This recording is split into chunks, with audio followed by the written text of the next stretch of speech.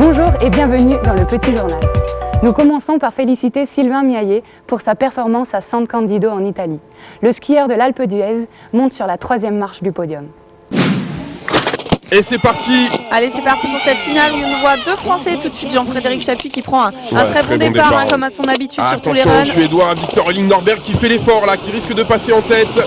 Et Jean-Fred Chapuis. Et il est là, Victor Elling-Norberg. Attention, Jean-Fred qui embarque un peu Sylvain sur une petite erreur. Enfin, il a été un peu aidé par Alex Sylvain. Pour les Français, il va falloir faire l'effort de revenir. Jean-Fred qui n'a pas encore été inquiété. Et là, Victor Elling-Norberg, il a pris vraiment énormément d'avance. Ça va être dur de revenir sur lui. Sylvain Miaillet qui a pu tester les lignes, qui a pu tester au doublé. Avec contact entre Jean-Fred et Alex Fiva qui fait l'effort. Ça profite à Sylvain qui du coup lui aussi fait l'intérieur sur le Suisse.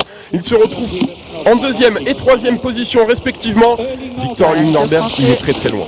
Elling-Norberg qui revient sur le devant de la scène sur cette course. Mais attention, les deux Français sont derrière. Alors ils sont un petit peu loin, ça va être compliqué. C'est loin. Là, il faut assurer le podium maintenant. Au 2e tiers du parcours. Et Alex Fiva qui fait l'effort et qui part à la faute. Ça assure nos deux Français sur le podium, c'est sûr maintenant. Dans quelle position? Victor Elling-Norberg devant Jean-Fred Chapuis, Sylvain Miaillet 3e. Et ça sent bon pour les Français qui vont monter tous les deux sur le podium. Ça va être compliqué de venir récupérer le Suédois. Ouais, non, c'est fini. Mais les Français qui passent la ligne d'arrivée. Résultat tout de même, Victor Elling-Norberg qui s'impose devant Jean-Fred Chapuis et Sylvain Miaillet. C'est parfait. Eh ben oui, aujourd'hui c'est une bonne course parce que depuis le début de la saison, j'arrivais pas à tout mettre en même temps. Je savais que ça allait bien, mais j'arrivais pas à tout faire en même temps. Et là, j'ai réussi à tout avoir. Et voilà, finale, podium, donc c'est bien. Malgré des températures fort douces pour la saison, le 27e trophée Andros a bien eu lieu et les têtes d'affiche étaient présentes.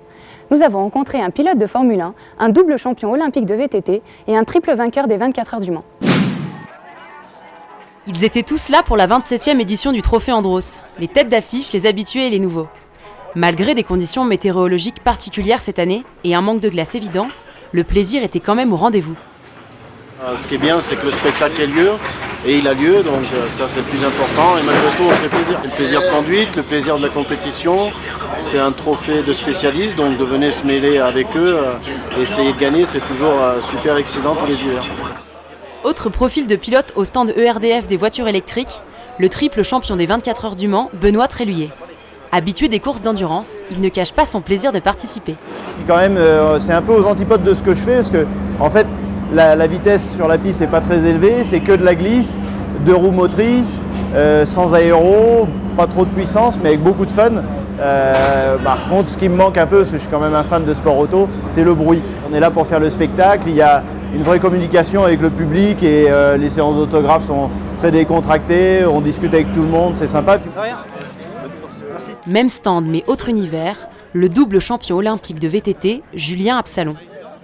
L'automobile, c'est ma deuxième passion après le VTT, le sport automécanique en général.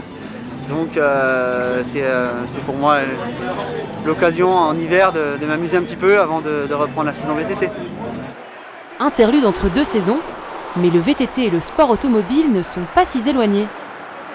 Il y a une cohérence en fait, on peut apprendre de tous les sports.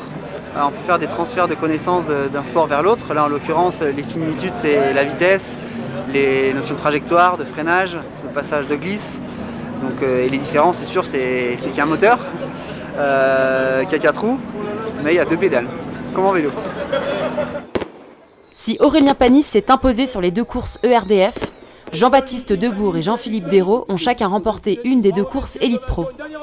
Et c'est sur une note festive que s'éclot l'étape de l'Alpe d'Huez, qui célébrait cette année ses 20 ans. Besoin d'un cadeau ou d'une décoration de dernière minute? Rendez-vous les 22 et 23 décembre pour le marché de Noël des enfants. Quand Noël rime avec bonne action, les enfants de l'Alpe d'Huez se mobilisent. Aujourd'hui, c'est une journée importante pour les enfants de l'Alpe d'Huez. Cela fait déjà plusieurs mois qu'ils préparent un marché de Noël un peu particulier. C'était un désir de la municipalité de créer un marché de Noël des enfants. Donc que les enfants, dans tous les différents services de l'enfance de la municipalité, créent des choses, ce qu'on puisse après vendre pour une association. C'est des petites guirlandes qu'on peut accrocher. Après, il y a plein d'autres trucs que j'ai fait, sauf que ça a déjà été vendu. Les enfants de la crèche, ils ont plus fait la déco des tables et de l'urne. Les enfants du périscolaire, eux, ont fabriqué toutes les jolies boules de Noël que vous voyez là, ainsi que les verres, les sous de plat. Les ados Eux, ils ont fabriqué plein de choses, mais ça, vous les aurez le 22 et le 23 au Palais des Sports parce qu'ils voulaient les vendre eux-mêmes. Ils ont customisé des objets. Et voilà, chacun a fait ce qu'il pouvait en fonction de ses petites capacités. Et si tous les enfants se sont mobilisés, c'est pour la bonne cause. En effet, tous les bénéfices de cette vente seront reversés à l'association Projet École Solokhumbu, portée par Rémi Jacob. Tout est parti d'un premier voyage au Népal il y a une dizaine d'années.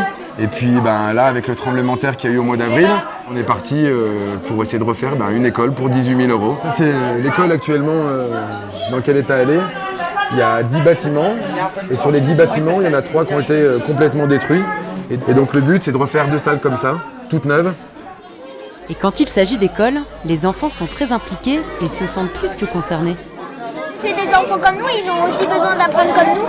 J'aimerais faire de mon mieux, acheter quasiment tout pour qu'ils puissent reconstruire une école. Rassurez-vous, il reste encore beaucoup de choses à acheter. Et si vous aussi vous voulez aider cette association, rendez-vous les 22 et 23 décembre au Palais des Sports pour la 2e édition du marché de Noël des enfants. N'oubliez pas de déposer votre lettre au Père Noël. La boîte aux lettres se trouve à l'entrée du Palais des Sports. Bonne fête à tous et passez un agréable séjour à l'Alpe d'Huez.